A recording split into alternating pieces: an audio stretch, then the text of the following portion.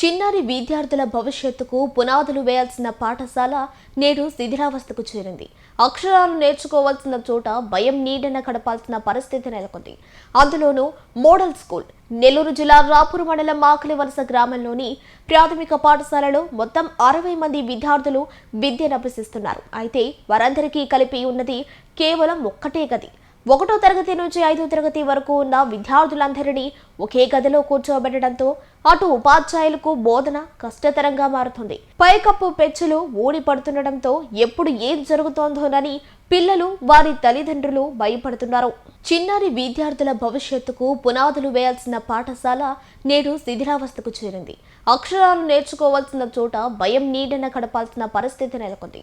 అందులోనూ model school Nellore జిల్లా రాపూర్ మండలం ఆకలివలస గ్రామంలోని ప్రాథమిక పాఠశాలలో మొత్తం 60 మంది విద్యార్థులు విద్యనభ్యసిస్తున్నారు. అయితే వారందరికీ కలిపి ఉన్నది కేవలం ఒక్కటే గది.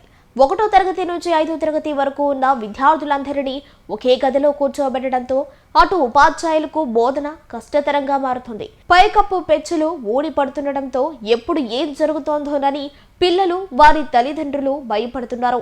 అన్ని సేమ్ క్లాసెస్ అన్ని ఒకటే రూమ్ లో జరగాల్సి వస్తుంది.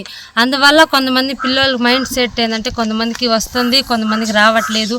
అలా అని మేము టీచర్లని సార్లని తప్పు పట్టట్లేదు. వాళ్ళు ఏమో చదువు బాగా చెప్తున్నారు, కానీ అక్కడ కూర్చునే వసతులు లేవు. మా స్కూళ్ళు చూశారు కదా ఎలా ఉన్నాయో.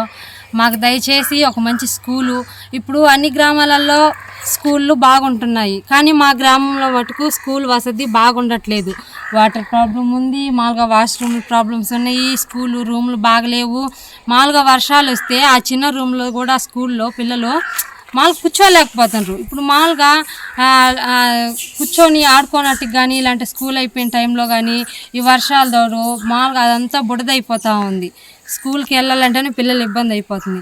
మామూలుగా ఉండే ఒక్క చిన్న రూము అంతమంది పిల్లలకి కూర్చోనట్టుకి చాలా ఇబ్బంది అయిపోతుంది. ఈ స్కూల్ అనిపోతే అలా ఉంటుంది.